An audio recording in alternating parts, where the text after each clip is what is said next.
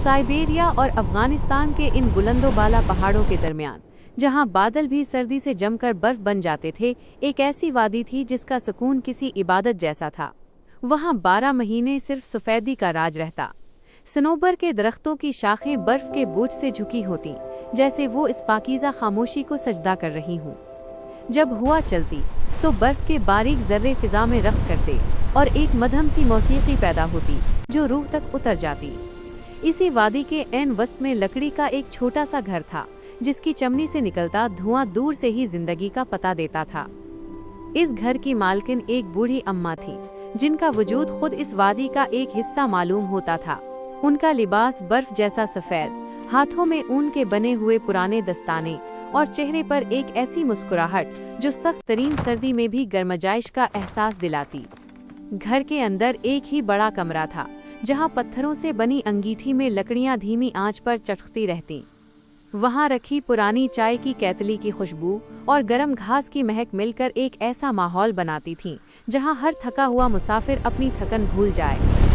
एक शाम जब आसमान से गिरती बर्फ ने सितारों की जगह ले ली थी और हवा की तेजी बढ़ गई थी, पहाड़ की ओट से एक बर्फानी मादा जानवर नमूदार हुई। इसके कदम लड़खड़ा रहे थे और जिस्म पर जख्मों के निशान थे।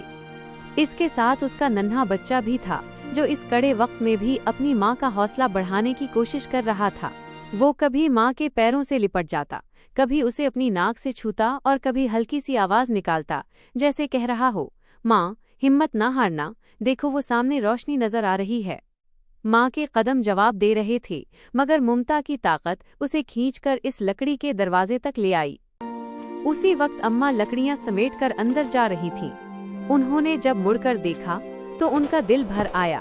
उन्होंने ना खौफ महसूस किया और ना झुझक, बल्कि आगे बढ़कर उस जख्मी जानवर के बर्फीले माथे पर हाथ रखा।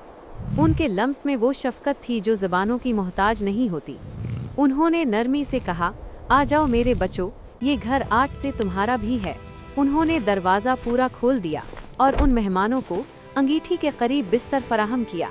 नन्हा बच्चा पहले तो थोड़ा हिचकिचाया, फिर अंगीठी की तपिश महसूस करते ही अपनी माँ से चिमटकर पुरसुकून हो गया।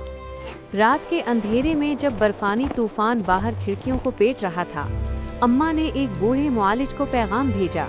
थोड़ी देर बाद बर्फ की धुंध चीरता हुआ एक सफ़ेद घोड़ा नमूदार हुआ, जिस पर सफ़ेद चुगा पहने एक लंबी दाढ़ी वाला शख्स सवार था।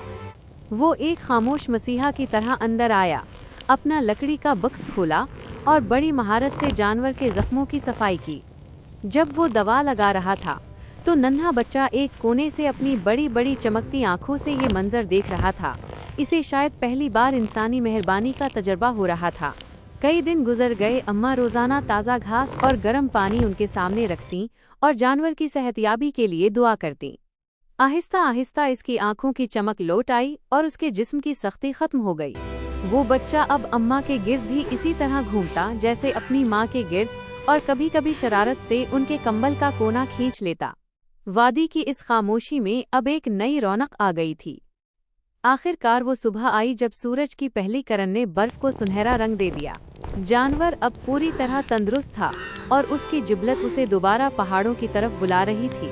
अम्मा ने बोझल दिल मगर पुरसुकून चेहरे के साथ दरवाज़ा खोला।